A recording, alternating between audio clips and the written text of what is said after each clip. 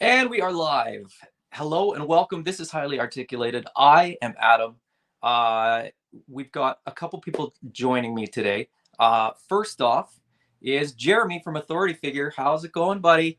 Hey, what's going on? You're looking at it, or I'm looking at it, I guess. We're, Yeah, uh, we're gonna hang out. We're gonna talk about toys. We're gonna talk about our five sort of vintage lines that we really would like to see come back in sort of a modern form. right. Um, It's we are I did want to say before we get into the list, right? The lines that I put down, I guess when I talk about a line getting a facelift or a modern update, I'm not talking about like Mezco doing a one-off or Mhm. the things like that. I'm talking about like a deep dive back into that vintage line, Yeah, very similar to what NECA is doing with gargoyles sure. right Yeah. now, and what they're going to be doing with dinosaurs as well. So that's that's where I'm coming from with my list. Yeah, absolutely. That's Okay. how I feel as well. I'm in some ways it would be nice to have some of these as one-offs because then we wouldn't fill these shelves up quite as quickly and be quite as broke. Right. Um, but if a line is I think if the line is good enough, if the line is strong enough to make a comeback like that, I think you got to go all in. I think it has to be full lines. And actually, that being said, a couple of the ones that I picked too, the vintage lines had a ton of product. So I would be anticipating seeing, at least as much as we got Right. Now, past. again, the picks that I made are very selfish in nature. I do, it's ones that I would like to see, not ones that necessarily I believe are Feasible. marketable or feasible to make. Right. So this is just a personal wish list to revive, an entire, the Hmm. entirety of the catalog of figures from that line. Hmm. Okay. And we will we'll bring up our lists. We will sort of go over how we would like to sort of envision them as far as if they did make a comeback, what would we like that to look like? Would Mhm. it be just reproduction? Would it be upscaled, downscaled? What would be the ideal for us? Right. Yeah. I guess I don't know if we have time. Did you prepare any honorable mentions for or You know what, I didn't, okay. because I feel like with five, if three of us go through five, it'll probably take a while, knowing Okay. knowing how I can kind of go on tangents and sort of riff on some of this stuff Right. sometimes. Honorable mentions was a thought. Um, we can absolutely get into that. Just before we do, I'm just quickly going to mention that Spero Toys, who are doing the Animal Warriors of the Kingdom line, are currently doing a sale on what's left basically of their 4-inch scaled figures, which is the deluxe figures. They are going for $13.99 a piece, which I think is fantastic. Great value for money there. If you can pick a few of those up, make a little bit more room for the 6-inch scale primal figures, that would help Jason out big time, because I think he's stressing about how much space these 6-inch figures are going to take up. So pop over to SperoToys.com and pick up some of those figures. You, Uh, it's Jason's fault, right? Because if he wouldn't have designed such a cool line that so many people got into, then he wouldn't be having this storage problem, right? So, True. but because so many figures got purchased, Jason, your fault again. Now you're dealing with a crisis that you made for yourself, sir. So, Mhm. you know, It no, is no sympathy, no it sympathy. is certainly a first world problem too. He's got too many sales, and he's not going to have enough room to store all the product. Um, Hey, the but honestly, on a serious note, though, even if you're not a 3 3/4 person or a 1/18 scale person, Mhm. if you see yourself as the type of individual that's going all in, with the new AWOC 6-inch primal scale, it would be cool to have those representations of where it all began. That's why Um, I got a couple. and at that price, Mhm. it's pretty easy. So, I say go for it, everybody. Yeah, and I would agree. I think, even if you pick up a couple, just two or three of your favorites, even if you don't go all in on the 4-inch ones, just having a reference for sort of where the 6-inch ones kind of come from in terms of design and in terms of what Jason's doing at Spero. It's just sort of a cool, we're talking about vintage toy lines and how we'd like them to modernize. And one of the things that I have on my shelf and in my collection is kind of vintage versions. I tend to prefer modern lines, 6-inch scale. But I got tons of vintage GI Joes. I've got vintage Ninja Turtles. I got vintage Toy Biz Marvel figures, all that kind of stuff. And I'll never get rid of all of it because it lends some relevance to the toys that I collect now. So yeah. So I had to do the same thing with these, even though they're not vintage as such. But in some ways, they are the original Animal Warriors of the Kingdom figures. So yes, yeah. And I would say too, like if you're enjoying the line as far as the toys and as far as the designs go, pop onto the site there and go to the comic books and get that original graphic novel because it's actually really good as well. I think I'm more into the new book, and I'm really anticipating the next issue that I believe should be out in the next couple weeks here. So I'm really looking forward to that, as well as the figures, obviously. Yeah. But as someone who gets to look behind the curtain and see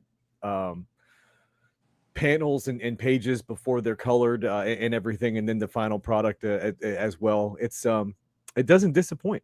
It doesn't disappoint. There's a lot to look forward to with this action figure line, with this mythos as well. So yeah, head on over there, get all your stuff while you still can. Yeah, and I think that's a good point too, is that I keep telling people that are sort of on the fence. I'm shocked anybody's still on the fence with the line, but anybody that's on the fence, I'm like, man, you better buy it now, because as soon as these figures are in hand, as soon as they land and people start reviewing them and people start talking about them, they're going to get snatched up quick. Anything that's sort of not already a pre-order and sort of pre-paid for, I don't think it's going to last long, because I think a lot of people are going to buy more once they have theirs in hand. And that's going to eat up that inventory real quick. But yep, you'll never get it cheaper than retail, right? Yep. So yeah, if you're on the fence, and here's really the deal about financially investing in a boutique toy line, is that even if you get the figures in hand and you decide that they're just not for you, small quantity boutique lines like this, how often do they actually decrease in value? Absolutely. You're going to get minimum your money back on the secondary market with these. So give them a shot, and I'm willing to bet that you're going to be pleasantly surprised with them when you get the final product in hand. Yeah, from everything that I've seen too, the articulation and articulation test videos and all that kind of stuff, they just look awesome. And I think I think those paint masters that we saw in sort of the Kickstarter and in the in sort of the advertising and sort of the promo shots don't do them justice from what I've seen. The little snippets of sort of behind the scenes and some of the test product, they look like the paint apps look even better than those masters. Man, yeah, excited. Yeah, highly anticipated line. We're very enthusiastic about it, and we're very eager to get the product in hand. So shall we get into it? Should we get into our top 5? We're still sort of waiting on Paddy to jump on, but we can get started. He's given me his list, and sort of we've got some images. So if he doesn't jump on, we can very quickly go through his stuff.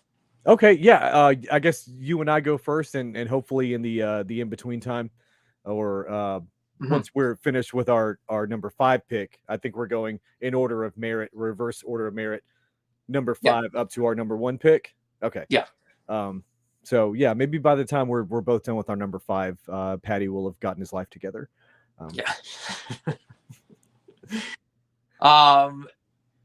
I will let you go first as the guest of honor here.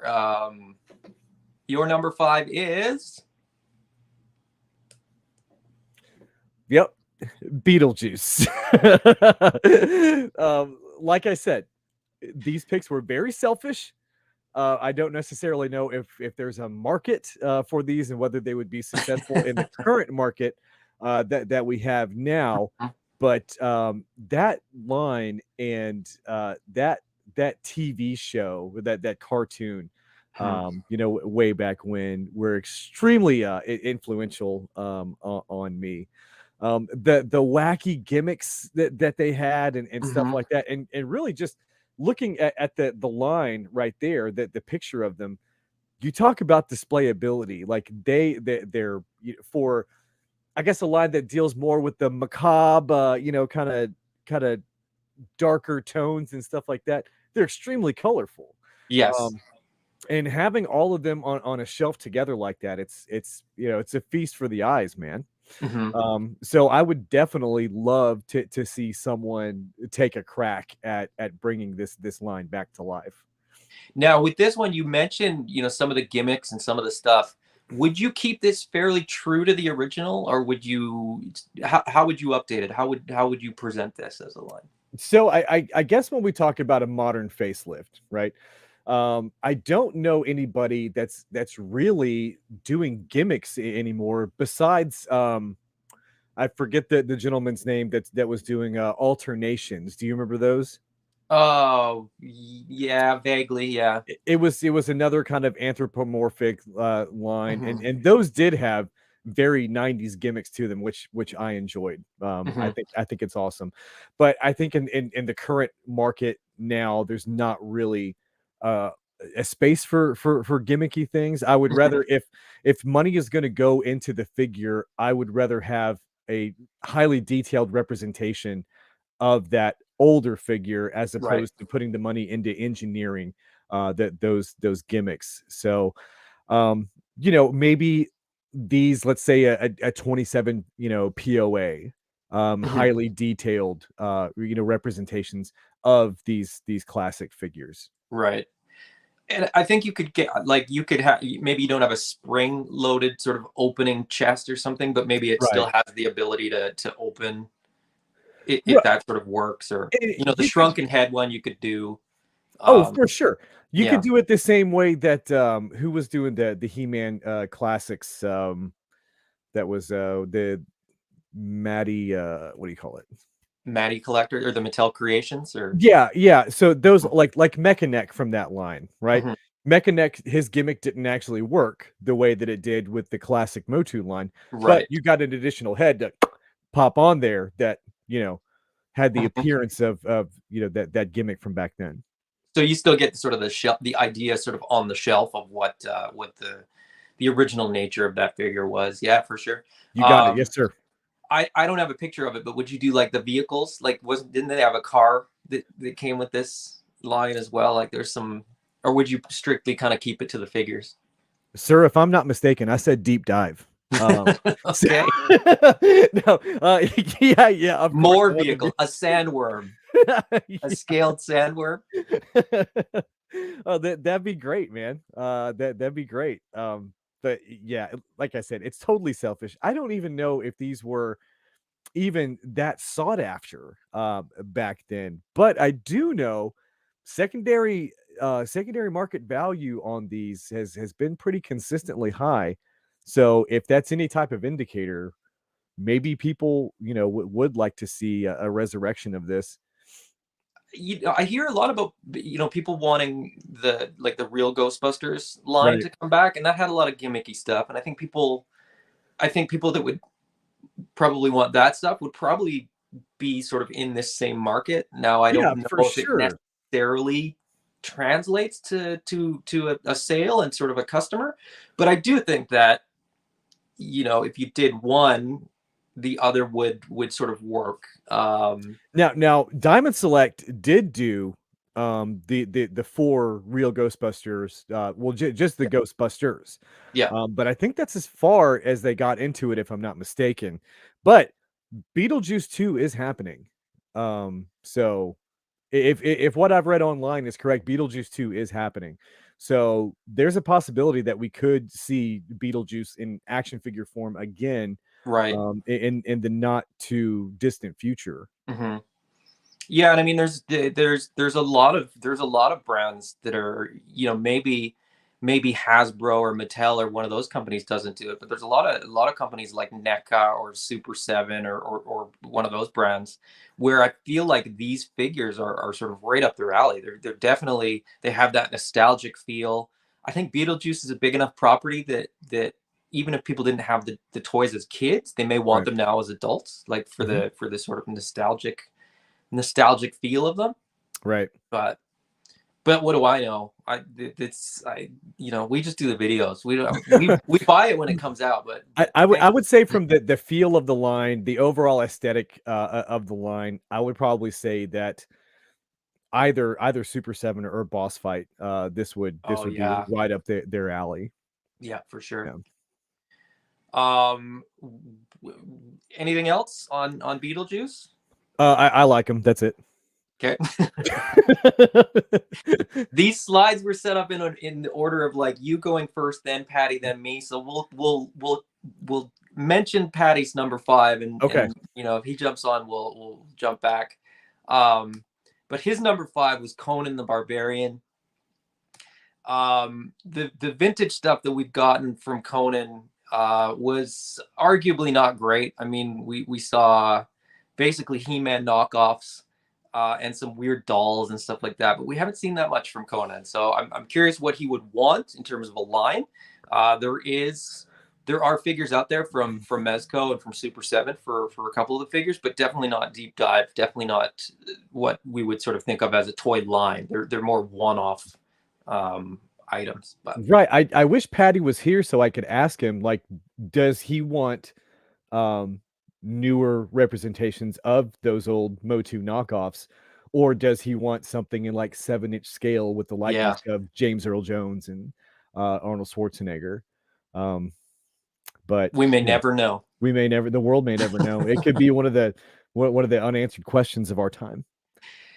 In 30 years, somebody will watch this video and they'll ask that same question. Historians will debate this through the Yeah, ages. exactly. What did Patty want from Conan the Barbarian? Do you know who made those? Are those Remco's?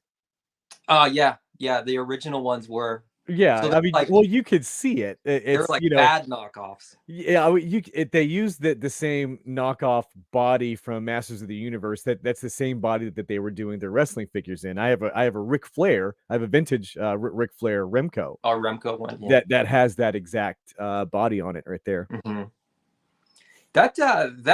They probably wore that mold out. Like that went from one company to the next to the next. It's Yeah, like it's probably one of those molds where they're like, no, we couldn't use it anymore because it's just worn out. you broke it. But I think that would be interesting. Kind of getting something new as far as fantasy Mm-hmm. is concerned. I can't say that I've been the biggest Conan fan. Yeah, me too. In my entire life, I know that it exists and I can appreciate it. But I do know some hardcores out there that are Yeah. they know everything there is to know about that world and those characters. So that would be cool, honestly. Mm-hmm. My number 5 is a little bit out of left field. Richard Scarry's Busy Town. Yeah. Uh, It looks like those are Golden Books representations right there. That's they yeah. are. They absolutely are. Okay. As a small child, I absolutely loved these books. This may or may not have been my sort of first sort of what kicked off my lifelong passion for anthropomorphized animals. Yeah. Again, there were vintage toys for these, but they were few and far between. I don't know that I ever had any as a kid. Um, this one is more of like a toy line that doesn't really fit in with most of the lines that I collect. But when I was thinking about figures that I would like to exist in the world, I would be all over a line of these. They wouldn't even have to be like crazy articulation. Um, they would have to. I would want more than 5 POA, but I wouldn't need 27 or anything like that. Right. I think this would be a great kind of $10 to $15 figure line. Um, they could come with little accessories, and I'm just sort of thinking of it as like a line that could get kids into toys, get kids into action figures in a way. Um, and I would buy them as well. I like I said, this was one of those ones where like maybe there isn't even a market for that. Maybe that's maybe 5 POA or less is Yeah. there's a reason that kids toys are 5 POA or less. But Well, I just loved these designs as a kid, and I still do. So the decrease in points of articulation increases durability. yes. And these 5-year-olds are not going to be kind to these. Mhm. So you have to essentially make a figure that, if you needed to, you could build a house out of, Mhm. because getting put through the rigors of a 4 or a 5-year-old's playtime is, Yeah. you gotta be pretty tough. Yeah. I'm gonna be honest with you.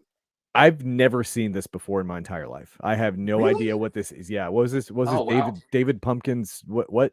Richard Um, Scary. It's oh, Richard Scary's Busy World is kind of what it yeah. is. But like Busy Town is sort of the name of the town, and there's all kinds of different books. It's like there's books about manners, there's books about school, there's books about well, what do people do all day? Like that one's about people's jobs. Huh. So it's kind of like introducing kids to the world, I guess, Okay. through the use of these guys. Hmm. You've got a police officer, a businessman. I can't. I think the worm's a kid. I don't. I think he goes to school. I think I can't remember what the monkey is. I want to say he's a mechanic because he uses a monkey wrench. Okay. A I don't know grease if that's monkey. racist or not, but it's regardless. Right. Um, but I could see this. These have been around for decades. These have been around since I was a little kid, probably longer. Was it? Um, Is this a? Is this a geographic thing? Because these I like don't know. I don't. completely. You got me. I don't know. Okay. All right. They've been around for a long time, and it's a little golden book. So I can't imagine that it's localized to Western Canada. But maybe it's just an exposure thing. Like maybe I thought it was out there in a big way because I saw lots of it, but Okay. maybe that it wasn't the case, right? Okay. Um, yeah. Anyway, your number 4. Yeah. There it is. Yeah. The Dick Tracy line. From Playmates. I don't know what else to say about it. It's the Dick Tracy line. Every time I put a picture on Instagram or something, and that collection happens to be in the picture, I get nothing but people saying, "Oh man, those Dick Tracy figures are great. They were great. They were great." Um, yep, there they are in that very Playmates style squatty pose. Yep. That they kind of they made it for TMNT, and it had echoed itself throughout the industry by the time the Dick Tracy figures were made. Mhm. But very very similar aesthetic wise as far as TMNT is concerned. Again, with that squatty pose, those grimacing faces, the kind of the stuff that was molded onto the bad guys, because TMNT was notorious for molding things onto Yep. to characters. So bullet holes, through the shoulders of a sleeve and things like that. Um, I would love to see this come back. Obviously, with vehicles, there were 2 vehicles from the line. There was the Mhm. gangster car, then there was the police car as well.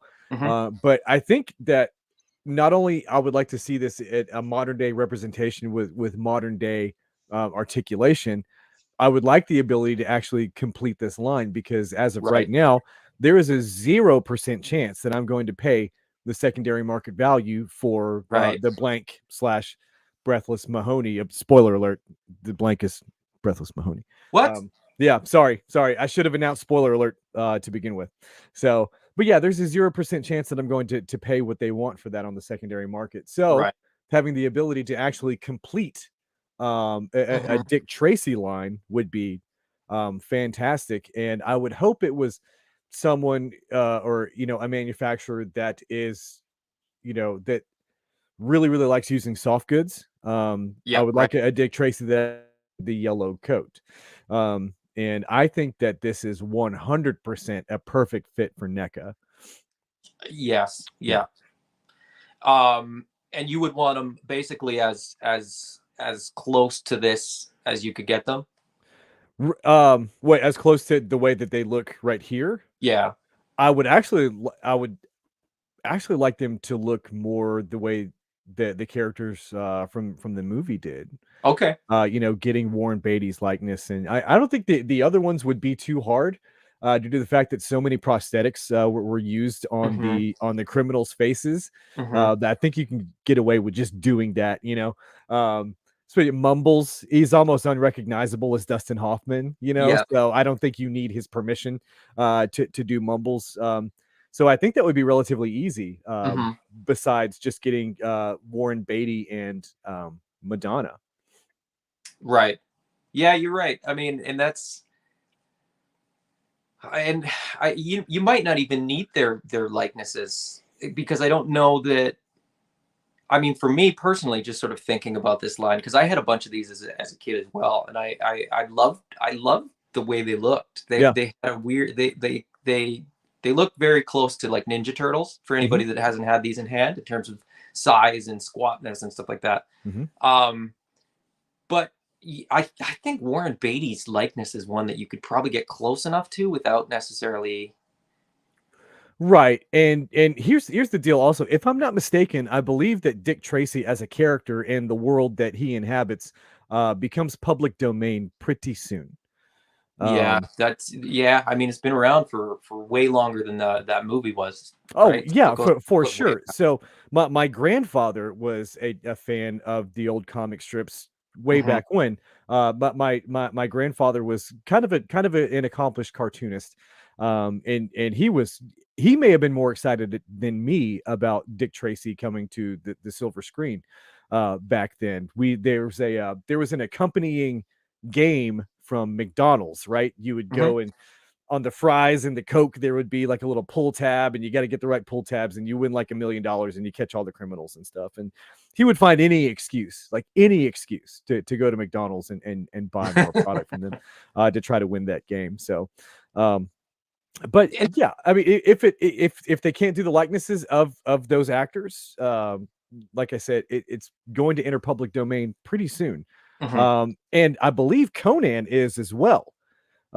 So Yeah, yeah. we may see a resurgence in that stuff. I don't know if it was the whoever owns the rights to it right now has been what's the word I'm uh has been I don't know in the way of producing more product Oh, like whether for they've been that. sort of actively sort of putting out the Right. IP to sort of retain some of the rights, kind of thing. Yeah, I don't know. Right.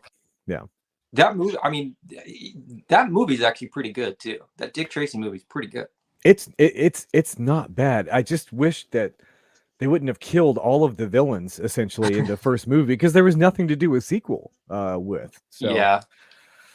it's kind of a bad script in my opinion, but I don't work in Hollywood, so How do we feel about Mezco taking over the Dick Tracy stuff? They released their solicitation, or not quite. They've announced that they will eventually one day solicit the 2-pack, right? there was a obviously it's Mezco, so you're getting all the soft Yeah. goods you could possibly want. I did see the Dick Tracy and Flat Top that they were doing, which I think is awesome. But really, I guess for the purposes of the list that I made, I'm looking for manufacturers that are really going to do that deep dive Absolutely. and bring the line back to its former glory, in my opinion. So while I do appreciate what Mezco is doing with those two figures, I think they look beautiful, and I think that they're very good representations of the old comic strip and everything. But I'm looking for I'm looking for a display shelf of Two's Dick not enough. Tracy. Yeah, not two figures on a one shelf in a detolf. I want what I mean. I mean, just Yeah. look at the colorful cast of characters that you have here. Displayability would be amazing with all of Hmm. them. I also feel Shocker Toys really dropped the ball with that, with their one Dick Tracy that they released. Aside from the drama that was Shocker Toys, you know, Shocker. indeed, they could have really done an entire line. They could have done what you're proposing right now. I really think. Yeah, there's a lot of companies that we Patty, before you got here, we were talking about what NECA is doing with the Gargoyles line, and they're going all in. They're going all in. So and that's really what some. my collection is complete as of now. With everything. I'm obviously waiting on a couple of pre-orders, but I have everything that's been released. That's really what they I'm are looking grand. For. Yeah. Now, Patty, we missed you for your number 5. This was Jeremy's number 4, so I'm just going to quickly skip back to your number 5. Sure. My number 5. I technically, with an asterisk, it would have been Conan the Avenger or the Adventurer. So based off the '90s cartoon. Okay. But all things Conan really are applicable in this case. The only reason I picked the cartoon is because that specific IP or version of the IP really developed like a cast of characters, to Jeremy's point, like to build a line out. So you had, I believe it was Grey Wolf, the dude who was kind of a mystic with a turban. He had a Zulu warrior friend, and he also had, forgive me, like I'm forgetting the names, but like a girl assistant who was somehow related to the people who created the metal out of the star metal for his sword. And there was like a mythos that was sort of fairly well developed for like a Saturday morning cartoon. The show did not last too long. The toy line, when it was originally released, was super gimmicky and really tall. They were about 8 inches tall, and they had pull string actions. Really weird actions. I remember having a Conan where I pulled a string on the back and his arm went like this to no real effect or threat to a villain. But they all had sort of gimmicky little action features. And I don't know, like as much as the toys themselves, looking back on it, a bit lackluster, I really found the characters and the world building that they were able to do quite good. So that's why I'd love to see. My preference would be Adventurer, but I will take any Conan like that builds a bigger set of characters. Now, what would the line look like? Like, would they be 6-inch scale? Would they be? Gotta say 6-inch. In a perfect world, like a Marvel Legend-esque size, in a also really decent world, compatible with Mythic Legions, or perhaps AWOC to come. That could be really interesting. And I think that would kind of blend sort of the sword and sorcery with both of those IPs would be really cool. Yeah, I think too, because you mentioned the cartoon. That I mean, I was thinking of the cartoon when I was like looking at all the pictures, and I could vaguely remember sort of the intro to the song and stuff too. The theme song was really dope for what it was. We can't play it here for copyright strikes, but search it out. It's on YouTube. It is a fun jingle. I think you could do a line too where you could do like in the way that like the Motu Masterverse does, the cartoons, now the movie, and different cartoon iterations as well. Like you could almost do a line where they were all scaled the same, but they might have a slightly different aesthetic or something, so that you could actually really go deep and sort of pull in. You could have the villain from the cartoon, but you could also have the villain from the movie or from the comic or whatever, right? Where they can all interact. So whichever version of your Conan, so to speak, you could sort of have them. And other companies have tried to sort of delve into it. I know that I'm very satisfied with my Mezco Conan, but that's really the Frazetta style. Right. It's perfect though as it is, but it is a perfect figure. Beautiful figure. I have, and I will avoid too much judgment on it, but I do have the Super 7 ones, a few of them, just because I never thought I'd get a Tulsa Doom. So I'm like, this is fantastic to have in the collection. They're not without their sort of challenges, or like maybe areas that I would love to have address, like articulation, kind of the Super 7 faults, or the tropes of the product. Like it's all in there. But in this specific case, I could deal with my Tulsa Doom's crew sort of immobile. Like they don't have to do a ton of posing in my case, but it would be fun for a line to sort of go out, like you said, like the Masterverse stuff is doing now, and sort of an all-encompassing Conan in his various forms. Absolutely. Now that's your number 5. We will move right along. Jeremy's number 4 was Dick Tracy. Paddy, your number 4. Biker Mice from Mars. I what can you say? Like, I think that the original toy is really kind of fun. I was a bit older when this came out, so this was kind of on the tail end of my childhood collecting days. This is kind of mid-90s, wasn't it? Yeah, this was like maybe 93, 94, 95 in that range. That's right. Yeah. I really dug the cartoon for what it was. And I mean, it did feel very much like kind of a knockoff of the Turtles to some degree. Like they all thematically, it's not a full knockoff. It is its own IP, but in that era, teams of mutated animals fighting crimes and such. But they were aliens, not mutants. They were. But anthropomorphic in nature. If you look at all of the different lines and the different IPs that we got as a result of TMNT existing, we're talking about Biker Mice from Mars. We're talking Street Sharks. We're talking Barnyard Commandos. We're talking Bucky O'Hare. Yep. All of those SWAT cats that came. Samurai Pizza Cats. Samurai Pizza Cats. I remember. Yeah, I'm not using that as a strike against them. Like it is of it. Biker Mice very much are of their era, like a product of their era.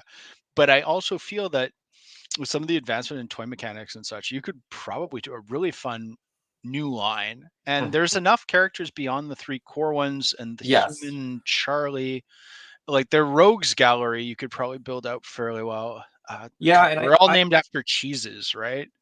Wasn't the main guy Camembert or something like Limber? They were all named after smelly cheeses. Those are the villains, right?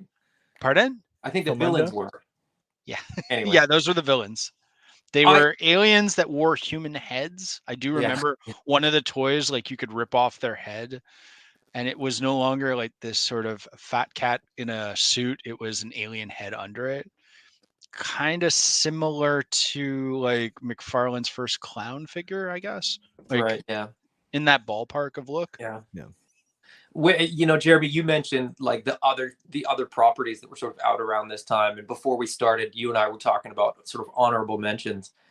Pretty much any of those IPs that you can list with the anthropomorphized animals would have been on my honorable mention. So because they're just so much fun, and like you've said with sort of your 2 picks already, like the shelf presence of some of these with the colors and the suits and the deco is just so much fun. And I think that's there's a little bit of that kind of missing in like, even I'm a big Legends fan, but most of them have pretty humanoid features. There's not a lot of lines, which is part of the reason I'm so excited for AWOC is that we're actually getting something fun and something different. And you could probably make that same critique about AWOC, that it's does it pull from this stuff? But I don't think, because I think it goes way beyond, the Turtles. I think it goes much further back. Folklore had anthropomorphized animals. Like it's something that's existed in storytelling forever. Right. So I think that one of the biggest differences with AWOC is that when you look at all these other properties like Street Sharks, Biker Mice from Mars, what ones like that, Teenage Mutant Ninja Turtles, they are all the weirdos inside of our normal world. Where the world of AWOC, everybody's an animal, right? So it's kind of, especially with TMNT, there was very much a fish out of water kind of dynamic with those, and people would see them on the street. Oh, it's a turtle, and the rest of that stuff. So it is going to be different in that respect. Honestly, the only reason that Barnyard Commandos was not on my list is because they are back. So DNA toys, no? DNA, yeah. And they look fantastic. They look fantastic. It's the price on them is steep. I'm not gonna lie, but I can't I can't put an arbitrary number on what something means to you in your Yes, yeah. collection, you Yeah. know. So it was tough, but I got it done, man. I had to do it. Did you get all? What is there? 6 of them that they released? I don't want to talk about it. Okay. But they're cool. That was the big thing with those that I didn't like about the vintage figure, and Barnyard Commandos was on my sort of long list before I got down to 5 as well, because Yeah. you know I thought okay, well, what if they could make them stand up and sort of then you could put the, and I was like, oh no, wait, that exists, somebody just did that, so it doesn't really need to come back. Yep. Premium DNA. Yeah. DNA. Yeah. My number 4, Ooh, Starcom. Yeah. nice. Tons of toys, Mhm. tons of gimmicks, magnets in their feet, motorized, sort of spring-loaded stuff. This is one that I honestly would be more than happy if it came back exactly as it was, as just a straight reproduction. You know, if anything, I would take them scaled up slightly. I would still want them to be pretty small. I mean, those original the original figures themselves were about 2 inches, but if they could go maybe 3, I don't even need them 3 3/4. Like, I don't necessarily need these to be compatible with other lines, because they're just so unique and so fun. And I think if you got them too big, the chances that we'd get all the vehicles would be, you know, as the figures get bigger and bigger, the chance of getting the vehicles gets smaller and smaller, I think. That's a very valid point, sir. Very Yeah. valid point. Those figures, they look kind of almost the same size as mask human figures, right? Like, or are they slightly smaller? Smaller. Smaller, right? Okay. Yeah. Impressive. I mean, for the size, they were remarkably well done. They're, I think if they got a little bit taller, you could put an elbow articulation in, and that would be helpful. So when they're not in a vehicle, they could hold a weapon, not with sort of their arms straight out as they sort of had to. But that would be pretty much the only thing I would change. Yeah, exactly. You could easily. We got a couple of I'm sorry, we got a couple of comments. The Full Force podcast says we even got a few extra releases in the UK and Europe after the line ended in the US. Nice. Yep. That's interesting. You know, this line was great too, because like there was effectively like only a couple figures in terms of the molds, and it was almost entirely a vehicle driven line. You know, they had a couple different logos that they would pop on the figures, but there was sort of the good guys and the bad guys. And the bad guys, you know, had sort of a robot head. That was sort of the big distinction. And then you got different colors on the figures to sort of denote sort of where they fit within the ranks and sort of stuff like that. So this is an interesting pick. I'm sorry, Patty. Go ahead. I was just going to ask, based on the card here, because it's the first time I'm seeing Colonel Paul Corbin. How developed or how thrown out was that? Like, I've seen them before, but how developed was their mythos? Like, do each one of them have file cards like Joe's, or is this like what sort of IP or not IP? There was a cartoon. Supported it. Cartoon It that was went a cartoon, along, right? Yeah, and the cartoon's pretty good. Like, it's pretty well made. It's sort of Gonna have to of deep that dive. era. It's probably one of the better ones in my opinion. Sure. But it just never it never caught on. I don't think. I think there was a lot of losable pieces, and a lot of the gimmicks Yeah. were sort of like, if you played a little too rough with them, everything just broke and the gimmicks didn't work, and you like. So I think a lot of these toys got wrecked. Right. It's not easy to find, you know, all the little pieces, the backpacks, the hoses. They had like a little visor that flipped up and down. Yeah. Well, everybody lost those. Like, I was pretty careful with my toys and generally didn't lose or break things. I don't think I had any of the masks left, you know, by the time these got pulled out. Well, for a 2-inch figure, if you have a 2-inch figure, the accessories for that are going to be about this big. Yeah. It's a nightmare for tall grass in the backyard. They're done. They're gone. They're essentially the Shuriken Ninja Stars that used to come with the TMNT figures. They're gone. You know, exactly. That's a great they're example. the tall grass in the backyard, or they're in the seats in your mom's car. But they're history. Full Everybody Force. still had that Full, pizza shaped one, but nobody had the throwing stars. the Full Force podcast. This is really interesting. There's an animation Bible that has tons more depth about the background. It's fascinating. Yeah, I would love to read it. I'm very Yeah, interested. This almost feels like it could be fodder for like one of Retro Blasting's sort of deep dives, or maybe even like Tony doing one. Like, Right. This is an IP that I know little to nothing about. I know that it exists. Besides that, I know nothing about it. So this would be great to do a deep dive into and learn all the lore, all the stuff surrounding the production, the cartoon and all the rest of that stuff. I really like getting into the weeds on that kind of stuff. I'm almost positive that that Toy Galaxy has done like a okay. history of this. And I think there are videos out there. Most of what I know about this brand is from those videos, if I'm being perfectly honest. Sure. I should have mentioned this right off the top too, but a lot of toy lines that I loved as a kid, I didn't even know that they necessarily had, cartoons or comic books or other sort of tie-ins. For me, a lot of toy lines were just that. They were toy lines, and I knew that lots of toys existed that I didn't know anything about apart from the toys. So I was out in the yard in the grass with the toys. I think I probably saw a handful of episodes of this show. I've watched it since, but yeah, they're just really cool toys. They like one of the big things that they had. You can see on the top corner here this white ship. There's this orange sort of cartridge on the back. What that doesn't show you is that slides in and it slides out, and that orange cartridge can pop out, and these little square shaped vehicles here collapse down to like a little cube, and they can be put in that ship.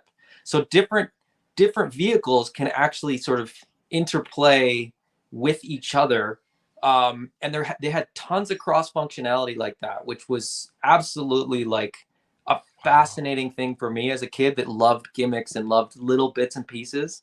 But like I said, if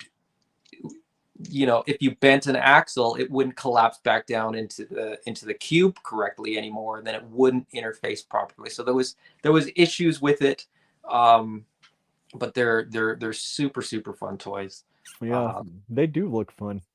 You guys have left me wanting more. I'm gonna have to deep dive on this. What's and I know we've been on this one for a while now, but one more thing. What does secondary market value look like on these? Have you looked at it recently?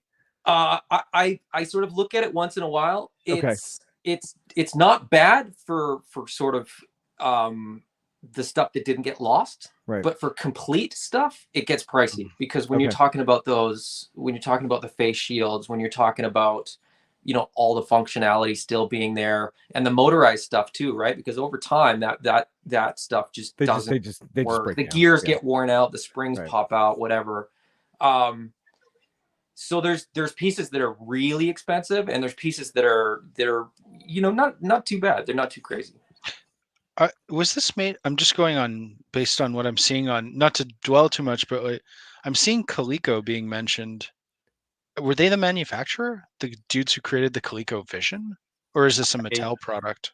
I thought it was Mattel, but I like I said, I love the toys. I don't know necessarily all the backstory. Yeah. Chris from the Full Force says it was a really interesting cartoon because they utilized a number of specialists to make it very realistic. Nice. Yeah, that's the other thing. So like I said, there was different, like not all the good guys were just soldiers. Like there was different groups, different specialties. So it was super fun, super interesting. So just to be clear on this particular one, Adam, you don't want an actual modernized version of this. No, not necessarily, because I think if you went with like even a 4-inch figure, right? Half the vehicles would just be too big. Like it just wouldn't be feasible. I think it's only feasible at quite a small scale. So like a 3-inch figure, I think pretty much would max out the potential. because you'd get into that situation where they're just too expensive to produce. They're too big. People don't Okay. have shelf space. So something similar to what Mattel's doing with the Masters of the Universe Origins, right? Yeah, They're just a little bit bigger, and if you're looking past it and you don't look careful, you may mistake them for original stuff. Okay, absolutely. All right. Okay. You know what? Like I'm fully agreeing with you here. That would probably 112 is my bread and butter. I love Me the too. scale. Yeah. That's where I'm at. Yeah. But based on some of these designs, just as we're talking, I'm going through eBay and such. I'm like, now this would be fun to collect. This would be fun to have a few pieces on. I was like, accent. They look really cool, man. I'm I want this to happen. From not knowing about it to I really hope we get used. Yeah. Well, moving on to number 3. Your number 3, Jeremy. Yeah, Hook. Look, Oh wow. when this movie came out, I had the sheets and the pillowcases. I was fiending for the figures. I had all the McDonald's toys. Me and my friend Renato, we were talking about this the other night. The McDonald's toys, everything. I mean, these were just fantastic figures. That Hook, his gimmick was his legs got bigger, right? Like his legs pulled down. Right. So that was the Tall Terror Hook. Right. And then I love that figure.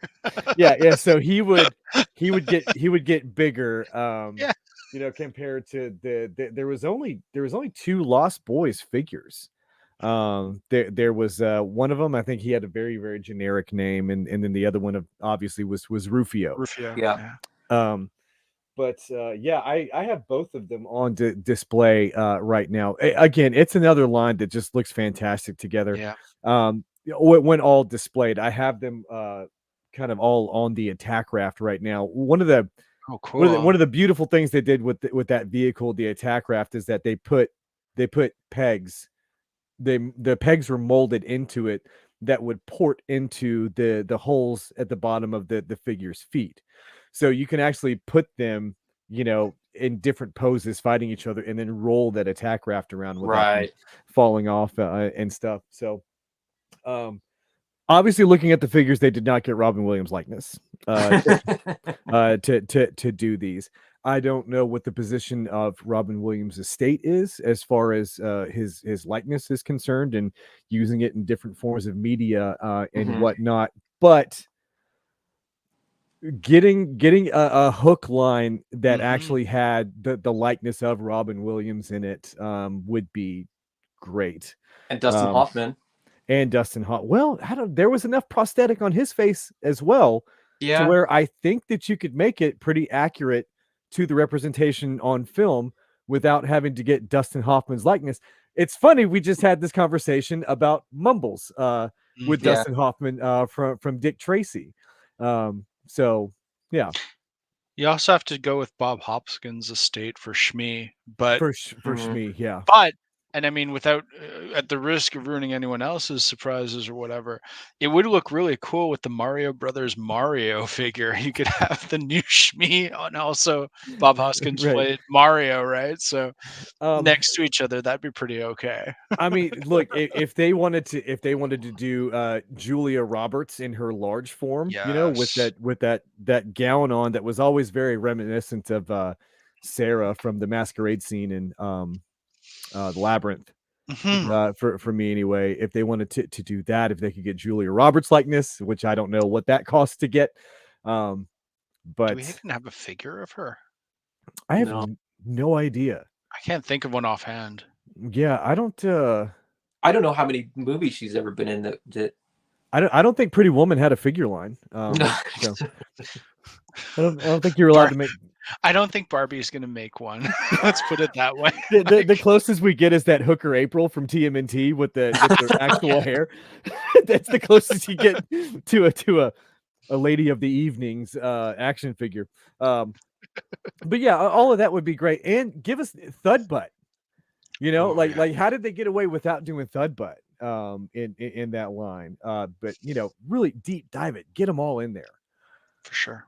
What you mentioned a good point too, right? You only got 2 of the Lost Boys. There was a lot of them. There was a lot of those kids, and even like, and I would probably want them like from the battle scene with all their sort of bamboo armor that they did up. Oh, for sure, yeah. I mean, I want Wendy. I want old lady Wendy. All of it. SDCC deluxe box set, Wendy in her rocking chair. Yeah. I mean, look, after seeing what McFarlane did with the Princess Bride line, I would say this would be right up his alley. That's true. Honestly, that's true. That's a good call. That's a very good call. Yeah, I didn't even think with all of mine. I didn't even think who would make it. I just was like, I want it made. Come on, it together. Get it together. Come on, act like a professional. Come on.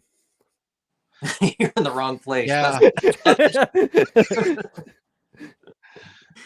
You act like you're talking to somebody that has a microphone. I'm just talking through my phone. Hey, but it sounds fantastic. Again, so there was a number of gimmicky things with this line that would have to get axed due to the engineering cost of doing this at the 1/12 scale. That backpack that he came with, though, man, that thing was so cool. Oh wow. But yeah, do the vehicles again, and especially with the price of McFarlane vehicles. Yeah, right.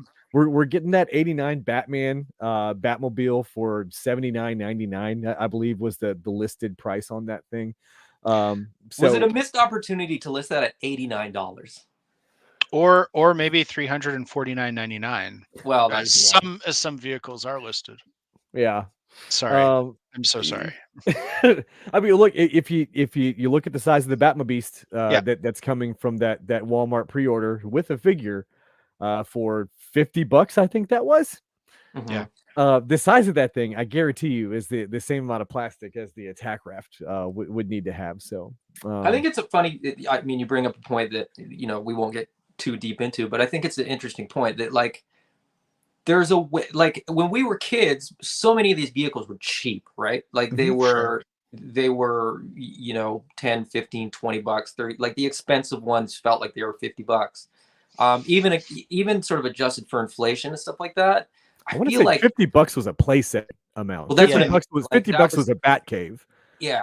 Okay. I think like when you look at what McFarlane's doing, there's not a ton going on with that vehicle, but for the price point, I don't care. I'm much more inclined to get something on, I guess on a whim at that price point, than the HasLab price points. I get what HasLab is doing, but I wish there was more sort of room in the market for those $50 to $100 vehicles and replace sets or whatever. I think to your point, like McFarlane would be the one to be able to do this, or it would have to be. I mean, the film itself, I don't want to say it's dark, but it is a little to a degree, and I love it. It's an underrated film, and it's an exceptional choice, Jeremy. Captain Hook does murder a child he does. In this movie, so I feel McFarlane would be the only manufacturer that makes sense for it, unless we're going indie on it. But let's assume it's a mainstream. McFarlane would be a perfect fit for this. Agreed. Yeah. I cut you off, Jeremy. Please. Oh, I never have anything really important to say, Patty. So don't worry about it. Anything else that you want to add on Hook, or should we move on to Patty's next pick here? Just that if this does get done, Smee and Thud Butt are must-haves for it. So agreed. Okay, I'm done on that. Thank you. I'm on the wrong page. There we go. Now I can go to the next slide. I went Supernaturals. This was a Tonka entry. The people who did the trucks, Tonka did this as sort of an entry into figures, like a little bit like Motu.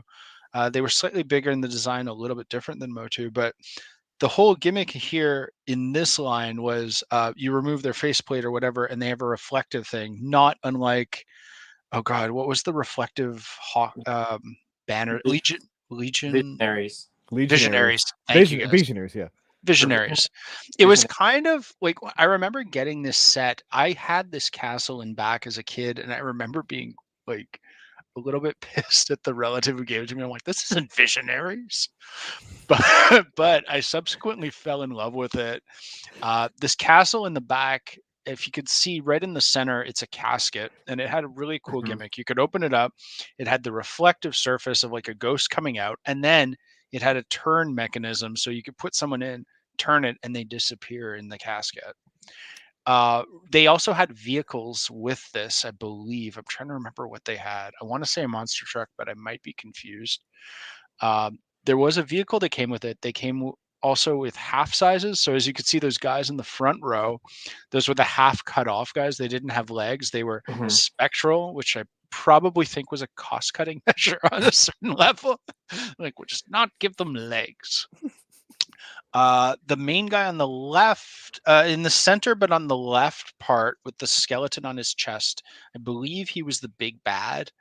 And I'm ignorant about the others that are the good guys in this. I had no idea of any accompanying media that came with it. So it was kind of really, to me, like you were saying before, Adam, play in the grass and have fun. And this whole series, I have a soft spot in my heart for it, even though I couldn't tell you a thing about the characters other than my own like head canon. Yeah, I think they were sort of playing off the popularity of Visionaries, right? With 100%. The holograms and the sort of different things that were going on there. Those were like lenticular, like sticker, like what? They were a sticker underneath. I think there was a plastic protective sort of line, so you couldn't rip it off, and it didn't like do squeaky squeak when you scratched it. Right. But remember those like those sports cards that were like a hologram card? They were more like that than a lenticular. Okay. So they looked really good. Like both these and Visionaries were not two lines that I was terribly passionate about, but that gimmick, that hologram gimmick, worked really well. It looks really good, and I think to this day most of them, if they still have the sort of sticker intact, they still look pretty good. Like they were well made, they were well produced. How would you want this line? Would you just sort of modernize it in terms of articulation, in terms of scale, stuff like that? I'd bring it up to 6 or 7. I'd be comfortable with it being like Masterverse scale to sort of be a little bit more compatible. Sure. In terms of articulation, it wouldn't have to go crazy. I'm not looking for like Marvel Legends or import level articulation. I would be very satisfied with articulation comparable to like a Mythic Legion. So you could still strike a few cool poses. Rocker ankles would be really, really great.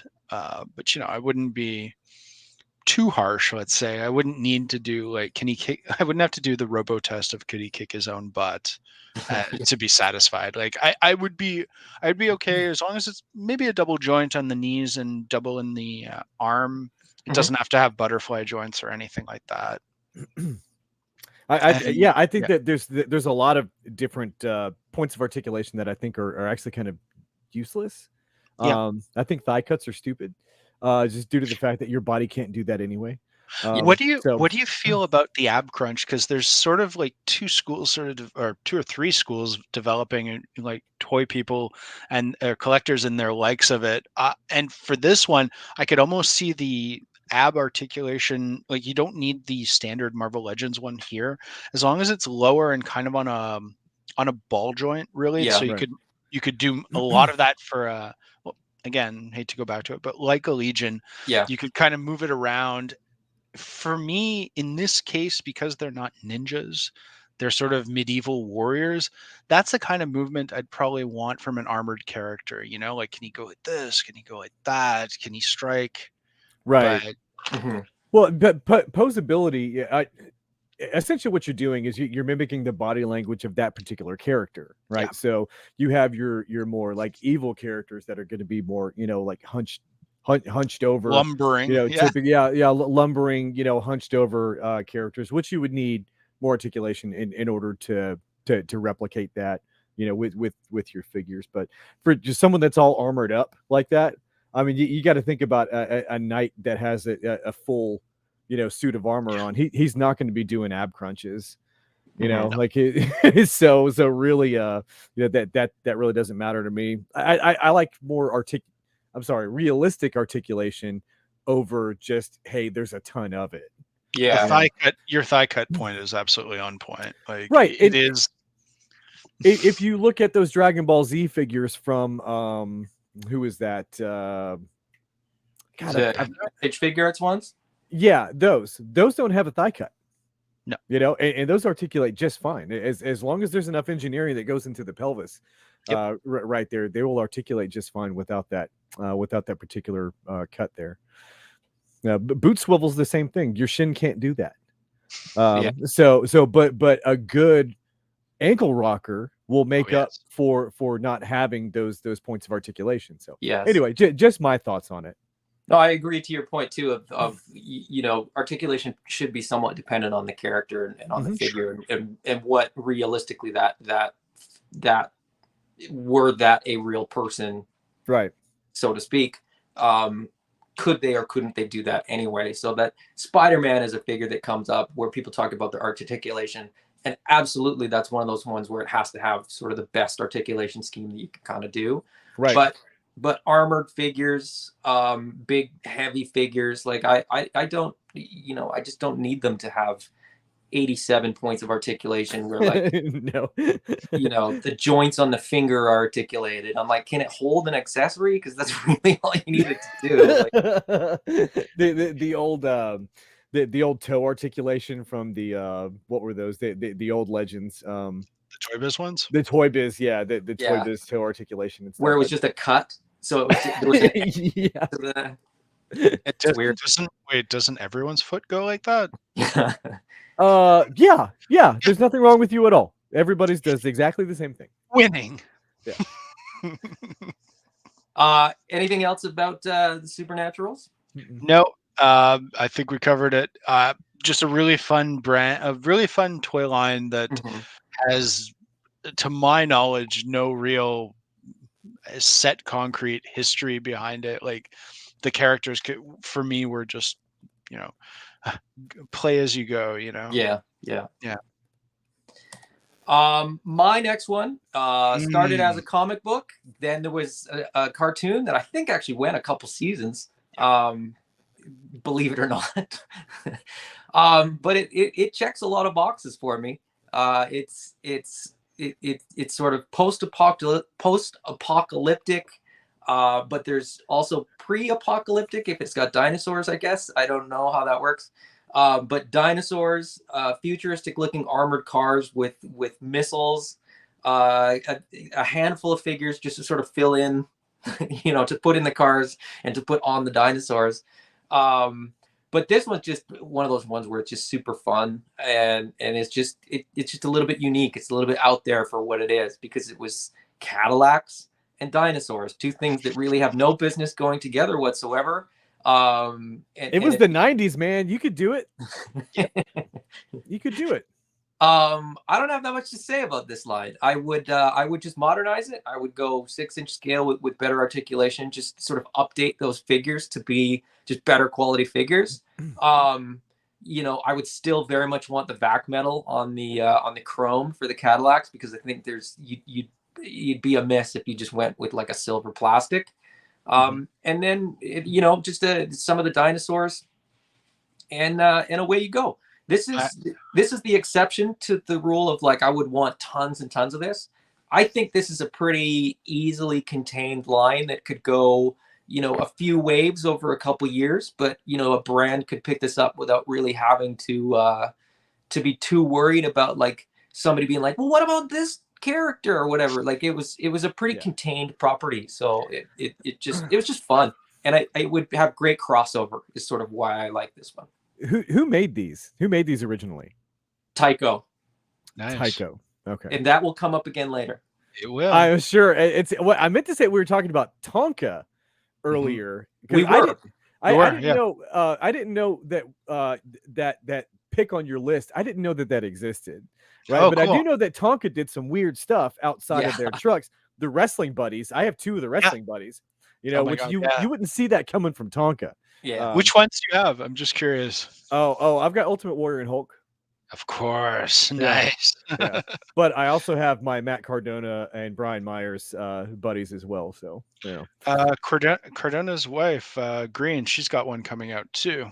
yeah. I don't, we'll see if I wind up getting those. But Adam, Adam, when I was at Toylanta or Joe Lanta, I don't know, some people call it different things, but when I was at Toylanta, there was a vendor there. He had the vast majority of the figures on card, and he had two vehicles there. He had the Cadillac and he had the glider there, mint in box, perfect boxes, and they were priced to move.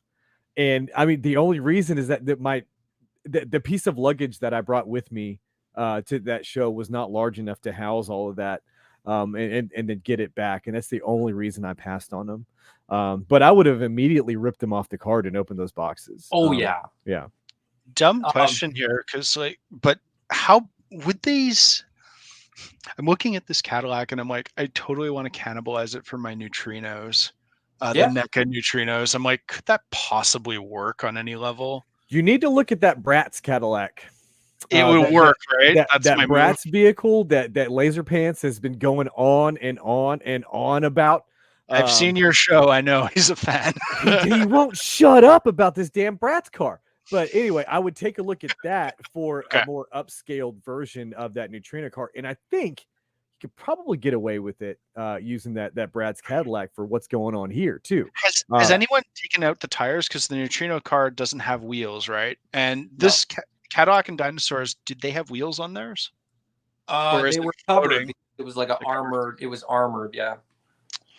So I'd need to find. I'll have to watch more of your podcast, Jeremy, with Laser Pants, and I'll need to see if he has voiced any ways that I can modify it or continue to follow. Because I really want my neutrinos to have a car, and this Cadillac and Dinosaurs one, like visually, is working for me. Well, but the Bratz could probably work too. I'm not going to tell you not to listen, so go ahead and.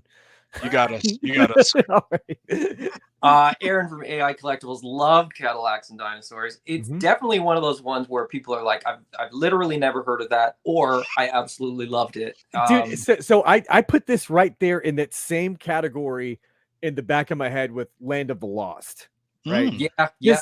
Those ones, they were there. It was fine. I never had any, but they look cool. It's there with that. Yeah. But I wonder what the other Tycho thing is. I guess we'll get there when we get there. Well, let's move on. So, Jeremy, your next one. Yeah, Men in Black. Yes. Right. I don't know if anybody remembers that stuff from back in the day. Did you pull up any images of those? I didn't remember the toys at all. Okay. The toys were based on the cartoon that followed. Am I right? Yes. Okay. Yes, very much so, which was a really cool cartoon. Totally. As well. So these were I always I put these in the same in that category to an extent there with the Independence Day figures, the ID4 figures with their massive machine guns and all the stuff that they had. Don't forget the hard disk that came with them. Oh my God. Tremendous touch. I forgot about that disc.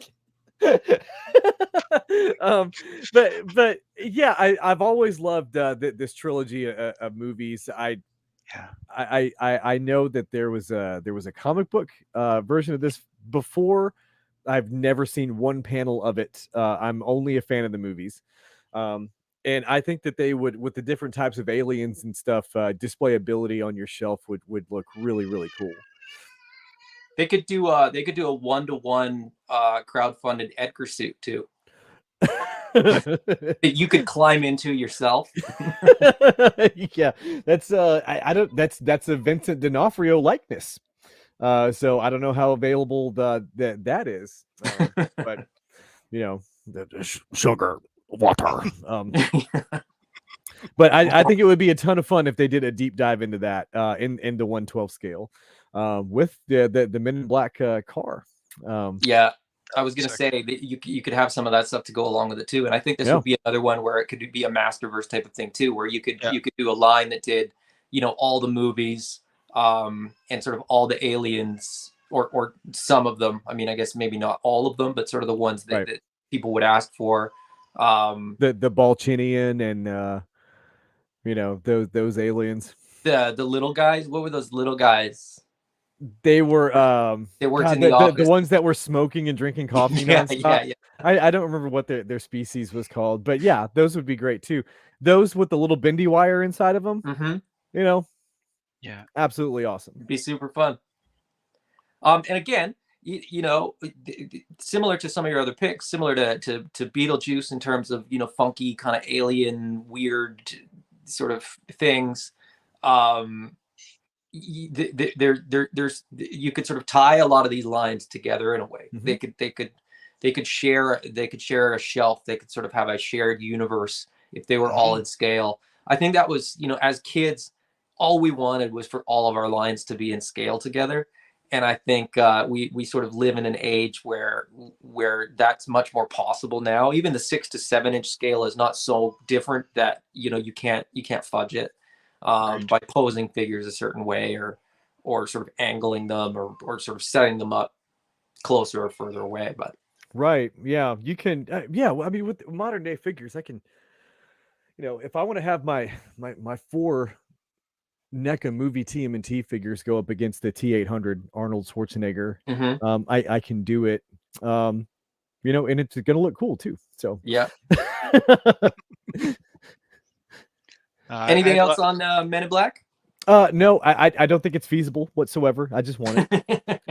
I don't think it's a viable option as far as IPs are concerned, to resurrect and try to bring them into or try to make them successful in today's market. But you never know. You never know. I mean, it's kind of one of those things where we've seen success with some lines that I think probably somebody was like, "Is this a good idea?" Yeah. And yet they do pretty well. That being said, you also see lines where people kind of just completely pass on them. So it's maybe down to execution more than it's down to the properties. In terms of how they're marketed and who's selling them and where and at what price point and all that kind of stuff. So yeah, who knows? I know we said we were going to stay away from gimmicks and stuff, right? Or they probably wouldn't translate well to modern action figures. But I mean, if we could get a modern day Will Smith with a right hand slap action, you know what I mean? Just smacking those naughty aliens. Squeeze the legs and it smacks. I don't think Jade is signing. Jade is not signing off on that. It'd be a lot of fun, Whatever. Yeah. No. Patty? Tycho's Dino Riders. Dude. So, deep love in my heart for this line. Everything that a growing boy could want. Dinosaurs, laser cannons, space travel in the first episode, how they all get there. When I started to see, pardon? Go ahead. Aliens. Dinosaurs with freaking lasers. Dinosaurs with lasers, man. Yeah. Everything cool about this. The sort of carnivore dinosaurs trapped with brain boxes that make them like slaves to Krulos and oh god, what was his race's name? I know that there was Krulos and there was I'm blanking on the names now. And I just remember Krulos for some reason. I don't even think I knew the name. Oh yeah. Brave Star? No, not Brave Star. Lone Marshall Star. Brave Star? No, sadly, he did not cross over. Would have been cool. He's not in scale, I don't think. Would have been cool. Didn't happen. But who knows? If for fantasy booking, why not? So you look at these and is it a super big stretch when the Amber collection was still in the 6-inch that like you couldn't mod some of these? Oh, I bet you a gifted 3D modeler with the right 3D printer setup could probably do something. Oh man, you're thinking way outside the box, dude. But so this one was on my list too, and this is sort of in the same spot that it was for Patty's, which is why this one gets more slides because we're going to be on this one a little bit longer because both of us picked it. But here's where Tycho comes back. If you did Cadillacs and dinosaurs and you did Dino Riders, you could share molds. Now, Tycho Just was saying. bought by Mattel. Mattel is doing the Jurassic Park line. They've already got 6-inch scale dinosaurs. All they got to do is paint them a little bit different, do the molds for the figures, and away you go. We've just realized we're in the Matrix because it all fits in. I mean, so what you guys are saying right now Mhm. is fantastically creative ideas, which is exactly why that corporate entity will never do it. right. They've been dispatched to my house and Adam's house. They're going to eliminate us. Yeah, soon. because That'd be too one, creative. they would look great. Yeah. You get to reuse stuff you already have and save money. Mhm. And you know, I think a lot of people would love to see it. So that's exactly why it will never happen. Yeah. Yep. I have this slide too because this packaging was super fun. Windowed packaging with the sort of the flip open. You had the beautiful art on the cover, and the cover flipped open to sort of show what was in the box, which was just awesome. It's just coming to me now. Krulos was voiced by Frank Welker, and his right-hand man was a sort of a shark insect-looking guy, The voiced by hammerhead guy, yeah. Hammerhead guy, voiced by Chris Latta, who did Starscream. Frank Welker did Megatron. Mhm. Fantastic that they're once again at each other's throat. Of course, I realize Chris Latta is now passed on, but man, Michael Bay, you screwed up. You should have picked to reboot Dino Riders. Yeah. Aaron from AI Collectibles says another banger. Love the dinosaurs, and the detail on the Yeah. figures at that scale were great for the era. Yep. Little trivia nugget: the sculpts and the detailing for the dinosaurs at the time was so good that the Smithsonian released a Mhm. line of dinosaur figures that used these molds. Yeah. That is a fun little trivia nugget. There you I go. did not know. I try to learn something new every day, and thank you, Adam. And That's- now you know. That's the one thing today. But this one, yeah, I mean, this one, Such a great line. and I can't help but think that this will be a property that like would attract obviously people like Paddy and I and Aaron. But this is a line where you've got dinosaurs and sort of aliens and lasers, and like kids could get into this, right? Like this wouldn't necessarily be a line where you'd have to know the IP. You wouldn't have to have the nostalgia because kids love dinosaurs. That's just the way it is.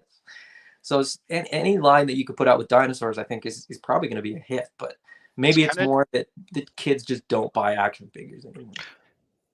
It's kind of a gimme for this line. Like God, even rebooting it just in terms of media, how easy is a sell is that? It's not a hard sell. The core concepts are all there, like you said. Dinosaurs right away. This is easy. Evil aliens, those never went out of style. Kind of like the bad guy Russians, you know what I mean? They're always the bad guy. Correct. I don't know. Like I could see this. I don't know who owns it now. Mattel probably owns the IP wholly, right? It's not. Yeah. It's not owned by any separate entity that we know of. It's a layup to me. Yeah. Well, that's the thing. It's like you've already got the dinosaurs. Like you wouldn't have to do much to get this going. And I would love to see this in 6-inch scale because they're already doing some of the dinosaurs in 6-inch scale, but they're also doing that 4-inch scale Hammond line, yeah. The Hammond collection. You could go that route as well and just do what is it, like 9 POA or 11 POA or something like that. Like they wouldn't have to, because the star of this is the armored dinosaurs. One thing about these two is like there was a couple motorized walkers, but like there wasn't much in the way of spring-loaded gimmicky stuff. It was all just in the design. Like it was all just in like, oh, there's this cool door and this compartment, and it was all the armor that went on the dinos, but the dinos were great on their own too. Like I just feel like it would be such an easy one to bring back. Yeah, But this would, like you were saying, this is a layup. This would be another one, especially for Mattel, to kind of go by their own playbook that they did with Motu Origins, Mhm. right? An update for sure, but not to the point where it's unrecognizable. yeah, To the point where you saw it on the shelf and you're like, holy crap, they're um, back. yeah, it's back, but I would definitely say that they could not do this in 1/12 scale and then keep the price down to where it would be easily digestible for people. I know with Motu Origins, when I saw it on the shelf and it was $14.99, I was like, I can get 4 of these for the same price as 3 Marvel Legends. Sure. That's an easy pick. You know what I mean? I'm getting 4 of these. Mhm. But if they kept it in that smaller scale, then yeah, I think they have a hit on their hands, honestly. What's going on, Renato? Hey, it's my buddy Renato. We stay up late messaging each other talking about toys. We had a Nice. very interesting Nickelodeon themed conversation a couple of nights ago. Talking about it, Adventures of Pete and Pete, and that's one that could Okay. definitely use a line, Yeah, there's a so- lot of those Nickelodeon cartoons that were phenomenal cartoons that have a lot of following. I could see like a Nickelodeon again. We keep saying like a Masterverse type of Right. line. You could do a Nickelodeon Masterverse where they were all in scale, Mhm. and keep them sort of animation accurate, so they don't have to look the same. Like I would be okay with like Doug looking like Doug and like Rugrats looking like Rugrats and stuff like that. Like Yeah. where they could retain their sort of cartoon aesthetic and still work. Do you guys remember a show called American Gladiators? Mhm. Oh, You Very remember the much. toy line for that? Yes, I yes. do. If they would do something similar with Nickelodeon's Guts, you know what I Mm. mean? But have the Ooh. kids with their events and stuff like that, because you did have the play sets for American Yep. Gladiators Mhm. that were, that represented the different challenges from the show and whatnot. Do that with Guts, and I'm sure they can't do a 2 scale aggro crag, right? But like something. I don't know. I think it'd be a ton of fun. Does Hasbro own that? Because I recall the American Gladiator figures looking really close to starting lineup in terms of They the builds. extremely similar to starting Okay. lineup. I'm I not think making that's it what I up. told Okay. Renato the other night when we were talking. Interesting. Yeah. There was, I mean, that was back when they were reusing molds, because I know, Yeah. I Yeah. don't know which one 100%. specifically, but I do know that some of the American Gladiator figures were basically repaints and I don't know if it was like they pulled from a line or that line pulled like an existing American Gladiator figure. I don't know. Right. But Yeah. there's definitely ones where you go like, that's a bit suspect. So you're saying that some of the gladiators might look like Patrick Ewing, unrelated, just like that. No, Yeah, you mean anytime you have a Masters of the Universe figure in your hand and you pull up anything from Remco, yeah. literally anything from Remco. But yeah, that would be so much fun. Actually, fun fact: there are replicas of the piece of the aggro crag that the winners used to get at the end of Guts on eBay right now for like $60 a piece. One of them is even a Ooh. nightlight. So yeah, it glows green. Interesting. So check it out. Check it out. Moving on. I think we're on to top picks now. Yeah. Here we go. Were you able to find any images from what was released? Yeah, there we go. So, this technically Wow. this fits because there were figures, right? There was never it was all European, right? There was no American release whatsoever. But you talk about a line that would literally print money, right? If somebody could get the rights to this and then do Sure. the film accurate versions Mhm. of them, right? You want to talk about $350 for a HasLab? If they would do a Falcor. 2-scale 1/12 Falcor. Falcor, Yep. right? I'm not sure exactly what the price tag on that would have to be to keep me out of it. Honestly, it would be nuts. I mean, what if we got a rock biter that was the size of Galactus? You know what I mean? Yeah. Yeah, because that thing fits on a normal kid's tricycle right now anyway. So the rock biter's tricycle that he had. But yeah, this is definitely one that I mean I would buy it. I mean I would get a DTOF specifically for this one. Again, this is kind of like in the same way that I said Cadillac and dinosaurs is kind of like contained, right? There's only so many figures that you'd realistically need from this line. Right. So Sure. to see, you know, to see a Falcor and to see a Rockbiter, you know that you're not going to have another thing come next year, right? Like you're like, there's not going to be a constant like, well, now I got to get this one. So I think they could do that. I think they could, you know, get every character sort of out there. Dude, young Bastion with a dumpster accessory would be, Yes. would be great. Dude, I'd go for the bookkeeper. You know, from the bookstore, I'd get his asshole, very unsympathetic father as well. I mean, I would go all in on this, man. With no hesitation. The bully from the alley. Sure. Yeah, sure. You know? I love all of these ideas. I just want to keep it out of the hands of certain manufacturers. And I mean this not as a slight, but I don't want Super 7 delivering this. No, this is another one that I definitely envision being a McFarlane. 100%. 100% McFarlane. Give me that Falcor at about $150. Because I know you can't. Well, maybe not with actual fur on it though.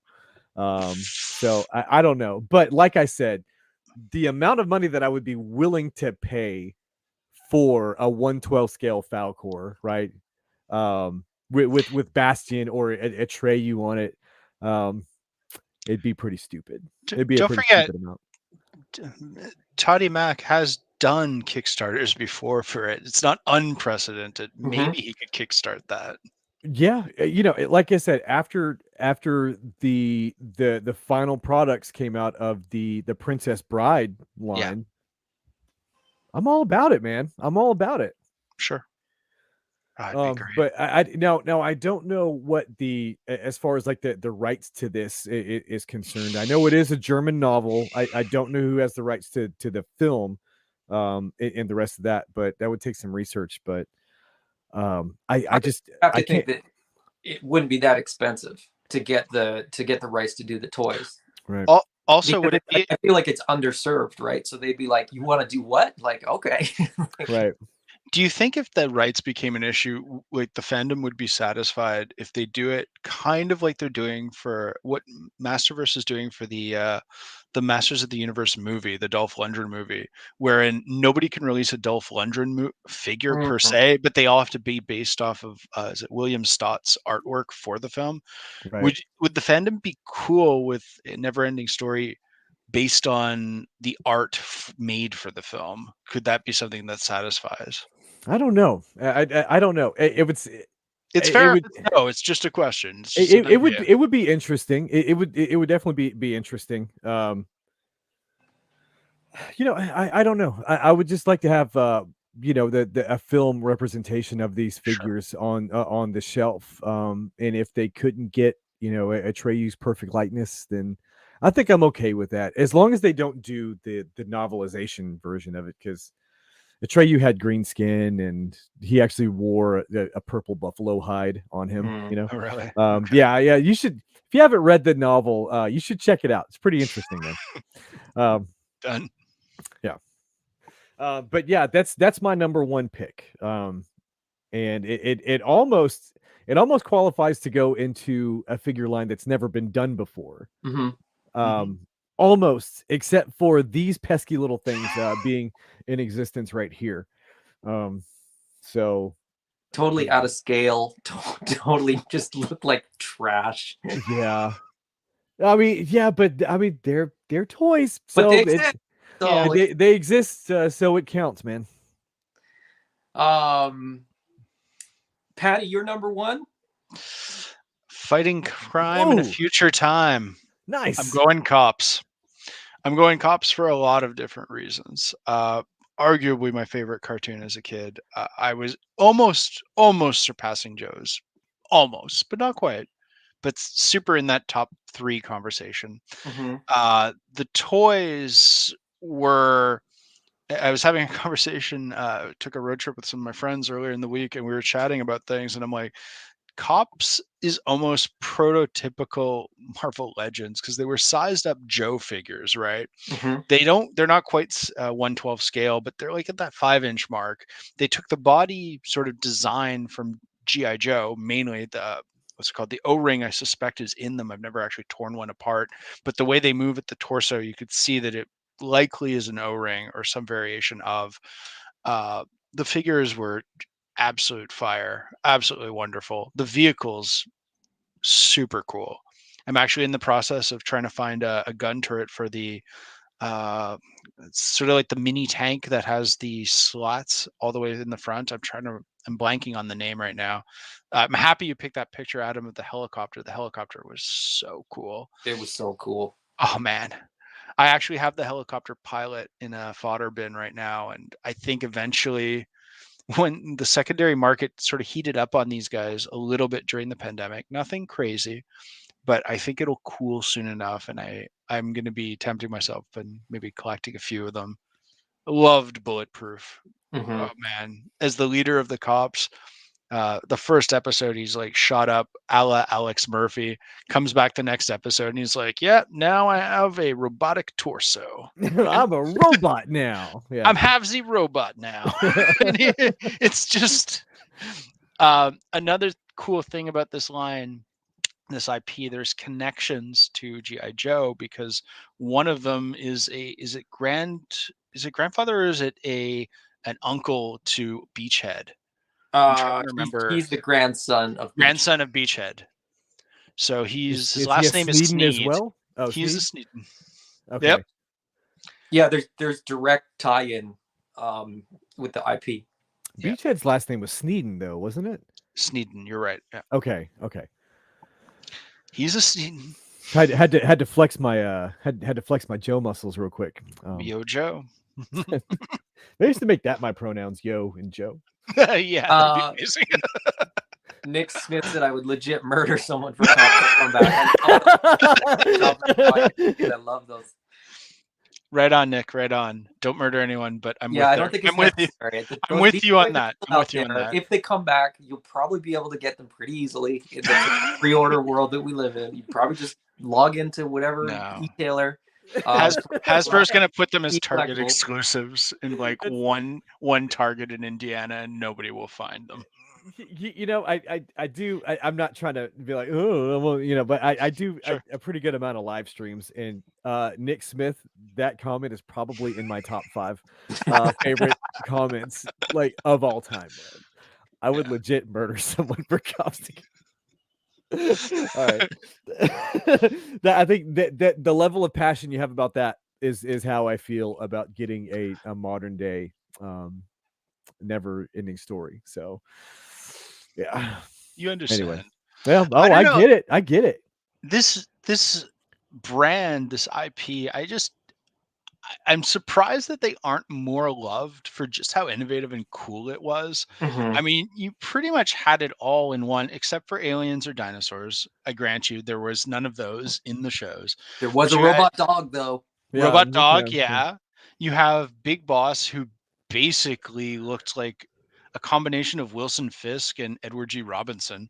Like he always talked like this. See, we're on for a big crime spree. See, like it was just he was inexplicably like a 1930s or 40s gangster in like future mega city. Like you couldn't explain it, but it was tremendous. You had the hyena, who was kind of portrayed as like a Joker-like character. Mm-hmm. He just was an anarchist. He just blew up stuff and robbed stuff for the fun of it. Like you had all of these different characters and sort of archetypes that could really make a fun modern IP. I feel like this one of all of them, this one almost is a modern IP in a lot of ways, right? Like it still feels futuristic. Like it doesn't feel as dated as some things do. Like I watched a few episodes of this cartoon recently, and I was still pretty impressed with the quality of it and sort of what they offered. At the risk of, like, I realize this is YouTube, and at the risk of being seen by people that probably are in some authority, is there any chance we could get Bobby Valla to steal this IP? Has it lapsed in any way? Could we fold these fellows into the Valaverse in some functional way? You know, I don't exactly I participate on that channel very, very often, but I don't have a direct line to Bobby. It's okay. I was So just asking on behalf of myself and Nick Smith. We are both aggressively looking for ways for this to become reality. The only thing that, though, is I would want to retain some of that sort of cartoony aspect in terms of Oh yeah, the face, yes, like the design. The design had a very heavy animated sort of look to it, more so than a lot of lines at the time. It was sure. very, very stylized in terms of the face, and just like the look of the figures. I mean, look at the ones that are on the screen there. You've got the giant dude, you've got the skinny guy, you've got a robot torso. The arms are different sizes for some of the characters. Like Look there's at look at Dr. Bad Vibes. He's the one in the bottom right hand side of the screen. I mean, I'm going to throw out this hot take. Uh, Hasbro, you can keep your Dr. Mindbender. I'll take a Dr. Bad Vibes instead. He was so wacky, so absurd. Like the brain on the top of his head is actually like his exposed brain. Uh, it, God, it's a fever dream. I want these. yeah, that would be a lot of fun. But now, do you want these a more modern representation of these exact figures, or do you want a modern day take on you know what I mean, on what they were? Almost like, would you want a GI Joe classified version I would of like the this? classified once they've for me, I would take the classified version, like corrected, not the first few waves where they were sort of modernizing Force. I would go full vintage in this. Okay. And I know that limits the line. I know what Michael said on Retro Blasting about nostalgia being somewhat limited, and I don't disagree with him. Um, I feel this line though, it is inherently nostalgic, and I don't necessarily know that it needs to be new and edgy. I think if you reintroduce it the right way, keeping some of the tone that it originally came out with, it would still be relatable for a modern audience. My opinion.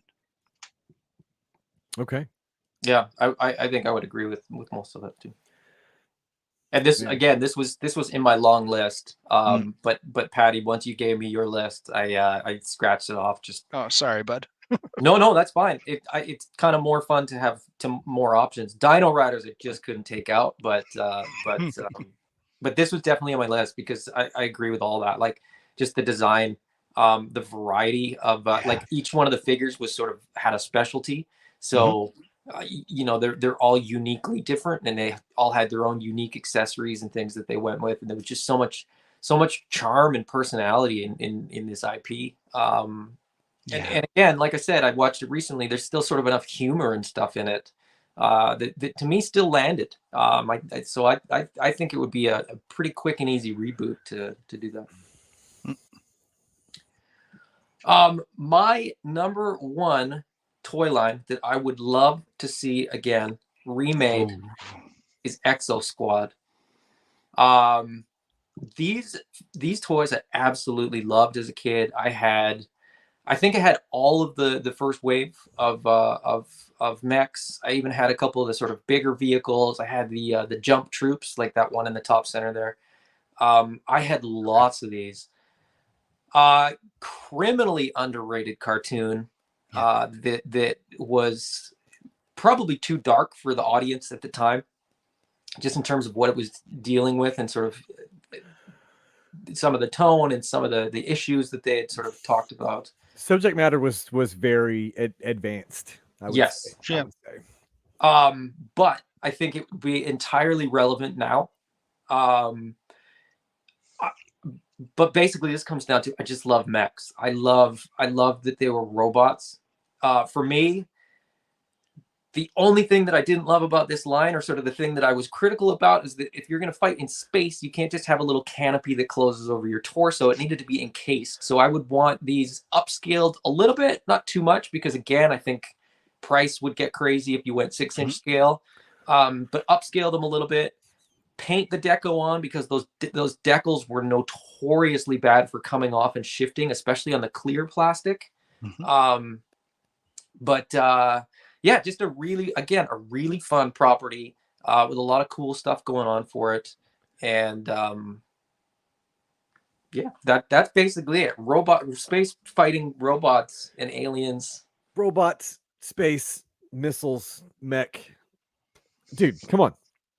We just moved. It's another. We just, we just moved 1 million units. Exo Squad's on Peacock. Huh. I didn't know that. Nice. I have, Cool. I've yet to explore that app. I have it specifically for WWE pay-per-views, and I haven't looked into any of the rest of the content on there past that. But thank you, Scott. I'm definitely going to look into that.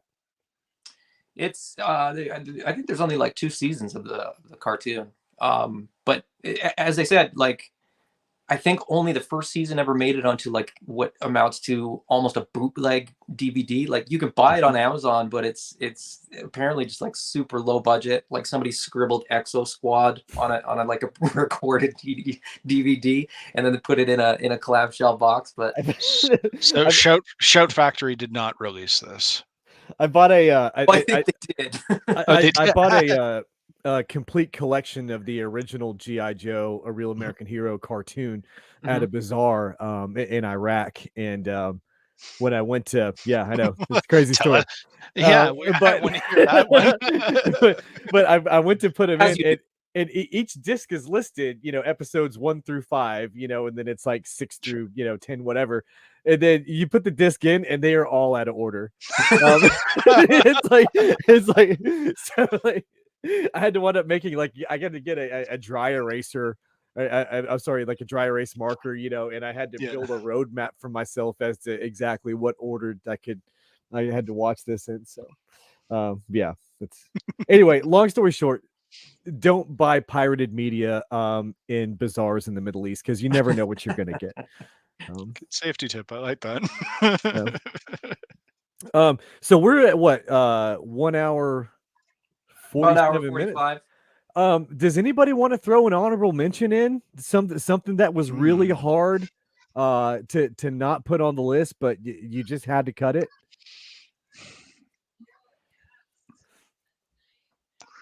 Well, I mean, I already mentioned a couple because sort of Paddy picked them up. Right. But then there was others that like I said, that felt like kind of repeats of some of the other ones. Right.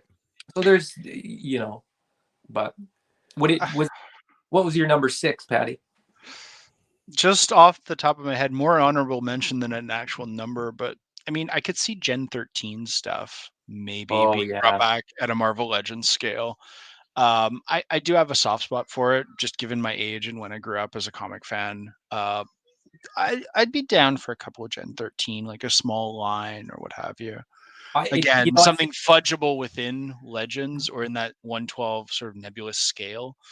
I wonder if, because Image is all creator owned, I wonder if that's even feasible, because I thought that too, where like, we had Wildcats figures, we had Stormwatch, like Wetworks, Stormwatch figures. Oh, like, man, the Wetworks stuff. Image, can you imagine a 6-inch Image Comics figure line? Mm-hmm. Yeah. Like, none of those lines, like a lot of those lines were done by McFarlane, like very, very early versions of McFarlane, right? When the articulation was even worse, when they couldn't stand up properly. They were 5 POA figures. They were weird. They were statues that moved because they were always posed a bit odd too. Very it was very reminiscent of the Masters of the Universe 200X line that came later, because those were all molded into very specific poses as well. Beautiful sculpts and everything, but they had weird poses that they were in. So I think, as far as honorable mentions are concerned for this particular topic, right? Vintage lines that need a modern day upgrade.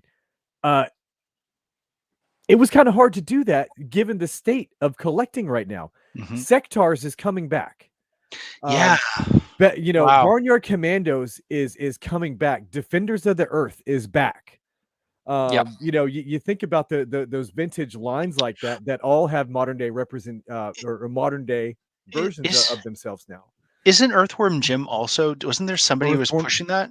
yeah, they did. Right. Okay. Yeah. So yeah, it's kind of tough putting that list together. But you know, So many of them are coming back, and that's why, you know, like you said, like with some of your picks specifically, Jeremy, where you're like, I don't think there's a market for this. I wonder, because some of the properties that have already come back, I'm kind of right. like, somebody in a boardroom, be it a large boardroom or a very small, you know, garage boardroom, depending on the company that brought it back.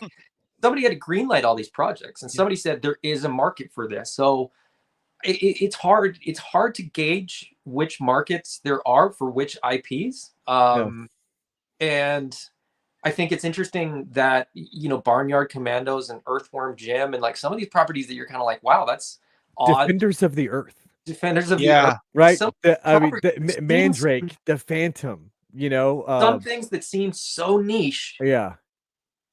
as soon as they get a release, all these people are like, yeah, I bought it day one. Yeah. Like I've been waiting for that forever. And you're like, really? Like, I knew that existed, but you know. Go to Nick Smith's comment. He mentions one that maybe we neglected. Okay. Bionic 6. I mean, that's a great example, Nick. I thought you were going to say Botsmaster. Botsmaster was on my short list. Was it? It was like number 6. I assumed nobody had ever heard of it but me, because it was definitely one of those ones that falls a little bit late. Like it was sort of a mid to late 90s. It was sort of in that Biker Mice from Mars era, but I think it only had one season, and it did have a toy line. The toy line, I think, completely flopped, because admittedly the toys weren't great. And I don't know that there would be a market apart from Nick and I. And I don't think 2 customers is really a feasible amount of customers. What if they did Denver the Last Dinosaur? Remember that? Yeah.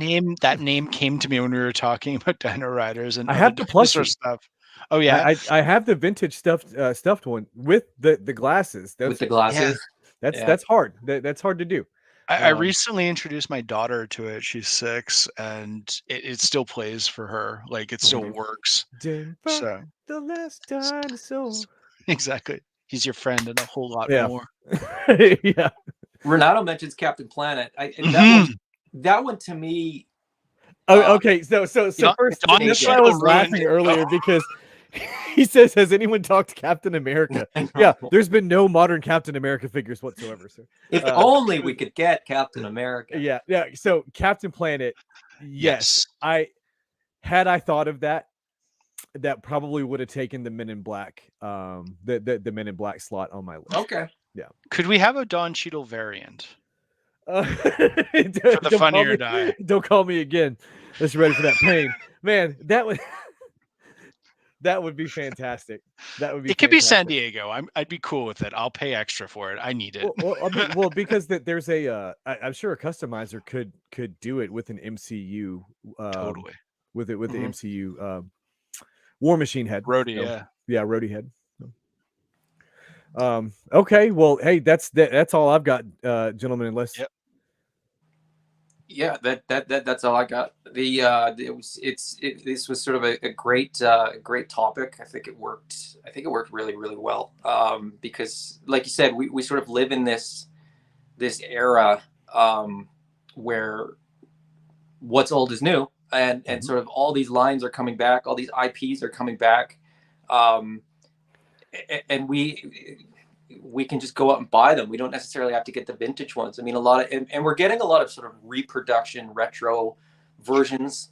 We're getting updated as well. So it's, you know, if you want sort of honest reproductions, then you're happy. If you want it updated, you're happy. One of the things I'm quickly going to pull this up, only because it's completely relevant, but completely out of left field for me when these popped up. These, have you seen these like mecha Ninja Turtles? They're cool. They just look so cool, and Yeah. the loadout that you get, like this is kind of one of those things where like my brain doesn't go here when I think of like updating a line. Right. Yeah. But then when I saw it, I was like, I need this. This is something that I didn't know I needed. Yeah. And all of a sudden, there it is. But so as someone that definitely advocates for wacky turtle variants, yeah, you know, like the birthday ones where they're like a clown, right. The you know, clown and rap or whatever. the ones there's another one where they're in space and they got the big space helmet on and all that stuff. You know, the sewer surfing Mikey. Love it. You know, I love weird variations of the turtles. That, sir, is a bridge too far for me. I can't. Fair enough. I can't do it. I will definitely admire it from afar, and I will enjoy your joy, sir. But that's too far for me as far as turtles are concerned. It's valid to have the opinion of like, I'm just happy it exists in the world, Right? and yeah. I do Well, have that a lot with things. And I'm there's like, a lot I'm happy it exists. Period. there's a lot of lines and figures that's exactly how I feel about it as well. Yeah. And I'm not a huge Ninja Turtles guy. Like I'm sort of just getting into the Super 7 ones because they're sort of like that's how I kind of like a lot of my toy lines. Like if it's gonna be true to the original, I want it to be almost exactly, but in a way that it's updated and that it's, you know, it's got better articulation and works a little bit better. But like I said, when I saw the pictures of this, because I also build Gundam models, so like I have an affinity for mechas and Gundam and like, you know, robot fights in space and stuff. Gotcha. So for me, it was sort of like two things that I absolutely love coming together that have no business coming together, because like you said, like the clown Raph or the Turtles in Disguise or Samurai Leo, those all have relevance in sort of the vintage line. This was just one of those things where you just go like, huh, okay. Yeah. But even the Western ones, I'll do the Western ones too. But Mecha Turtles, can't do it, man. It's a little too far, yeah. That's fair. Renato said these are 10-inch. I think they range. I think they're anywhere from 8.5 to about 9.5, just depending on which one. AI says, I am all over these. Half my collection is TMNT stuff, and I love big boys. Nice. Have you guys seen the Fury Turtles? Yeah, I think there's that the Samurai Leo is kind of the only one that they've released so far in terms of pre-order and stuff like that, or maybe there's one more. Renato says Turtles is my first love. Yeah, I think it's funny. That sort of Mecha Leo. They're doing the 4 Turtles and Shredder so far that they've announced, and people either love them or kind of just go, oh, that's cool. But I haven't had anybody that's just like, why would they do that? Like, it's just a cool idea, I think. Yeah. Yeah, Renato's collection of NECA TMNT is very impressive. I have to say that. Yeah, he's showing me pictures of it. It's top notch. So, all right. Well, we're at about 2 hours. My phone's about to die. I think Paddy, is that coming from your end? The background noise there? I was being serenaded by my youngest. It's been a pleasure, you guys. It's been super fun. Definitely. Thank you guys for watching. If you enjoyed the video, hit that like button, hit the subscribe, hit the notifications, because that's sort of the best way to make sure that you get here on time, so you can join in the discussion. But yeah, it's been a blast, Jeremy. It's been fun. Paddy, better late than never. Yeah. Thanks, guys. We will talk to you guys all again soon. Definitely. Thanks. Bye, everybody. Bye-bye.